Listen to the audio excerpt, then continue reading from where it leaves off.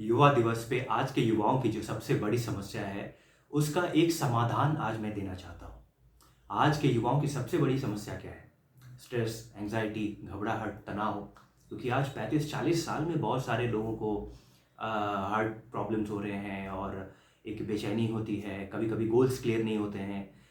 मेरी जॉब चली गई है और मेरी रिलेशनशिप में प्रॉब्लम है। बहुत सारे कारण हैं जिसकी वजह से एक एक अजीब-सा एक तनाव और एक डर होता है, एक घबराहट होती है कभी-कभी। इसका एक समाधान मैं अपने तरीके से देना चाहता हूँ as a friend, as a well wisher. और वो ये है कि आप अपने पूरे दिनचर्या को, पूरे दिन को योग बनाइए। आप जानते हैं कि स्ट्रेस, एंग्ज़ायटी, तनाव इसका योग के अलावा और कोई उपचार नहीं होता। आप जिम कर सकते हैं, बहुत सारे लोग मेरे एक सर्कल में मैं किसी को जानता हूँ, वो जिम कर रहे थे और उन्हें हार्ट स्ट्रोक आ गया, जिम के बीच में। तो वो जिम करना कोई परमानेंट सॉल्यूशन है, ऐसा नहीं है। फिर आप बहुत सारे ऐसे लोग हैं जो डांस क्लास जाते हैं, एरोबिक्स जाते हैं, बहुत कुछ फिज़िकल करते हैं, फिर भी स्ट्रेस, तनाव उनमें रहता ही है। तो ये परमानेंट सॉल्यूशन नहीं है।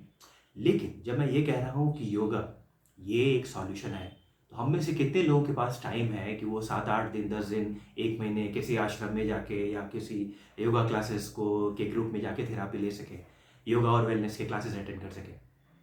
हम में से कई लोगों के पास ना तो उतना पैसा होता है और ना ही उतना टाइम है, उतना टाइम बैंडविड्थ भी नहीं है।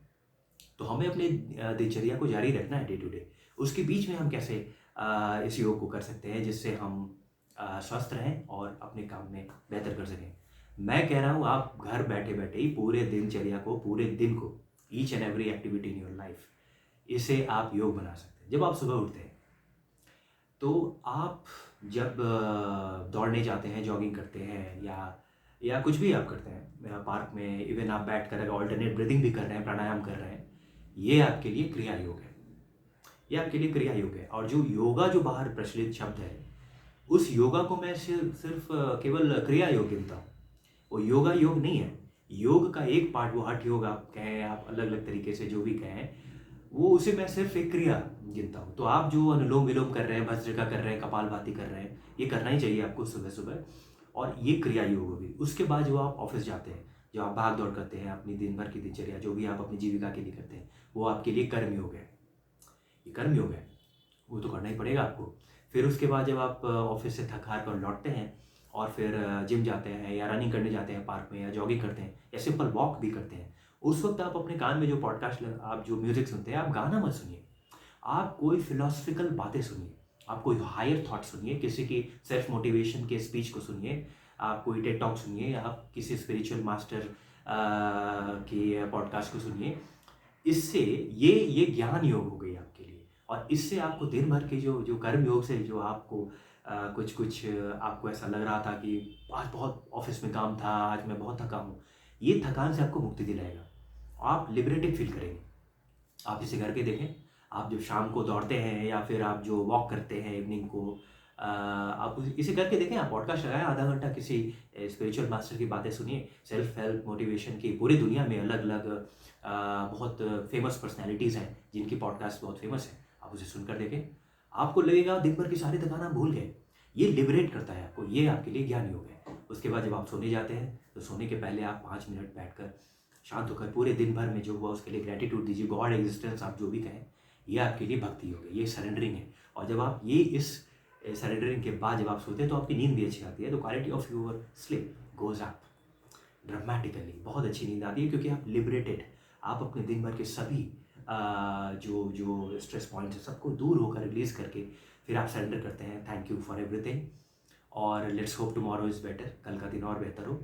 इसके साथ जब आप सोते हैं, तो फिर ये आपके लिए भक्ति योग है। तो आप अगर इस तरीके से देखिए, पूरे दिन आपने योग बना दिया।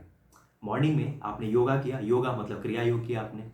फिर उसके बाद आप दिन भर आप ऑफ़िस में थे, भाग-दौड़ कर रहे थे, वो आपके लिए कर्म योग हो गई। फिर उसके बाद जो आप आधे घंटे, 1 घंटे आपने जो कान में आप पॉडकास्ट सुने, आपने कुछ higher thoughts, philosophy, self motivation की बातें सुनी, ये आपके लिए ज्ञान योग हो गई, ये लिबरेट करेगा आपको। और उसके बाद फिर आप आपने भक्ति योग किया क्योंकि आपने थोड़ा देर निकाला प्रे करने के लिए, एग्जिस्टेंस को थैंक यू बोलने के लिए, गॉड को थैंक यू बोलने के लिए। तो आपकी पूरी दिनचर्या में अगर ज्ञान, कर्म, भक्ति, क्रिया, ये चारों योग के आयाम हैं, तो आप देखेंगे कि आपको कुछ भी नहीं विचलित कर सकता। आपकी जॉब चली गई, कोई प्रॉब्लम नहीं है। आपके रिलेशनशिप में, फैमिलीज़ में प्रॉब्लम हो रही है, कोई प्रॉब्लम नहीं है। बाहर से एक प्रॉब्लम है, आप अभिनय कर सकते हैं, हाँ यार ये गलत हो रहा है, लेकिन आपके इनर कोर को कभी कुछ डिस्टर्ब नहीं कर सकता है।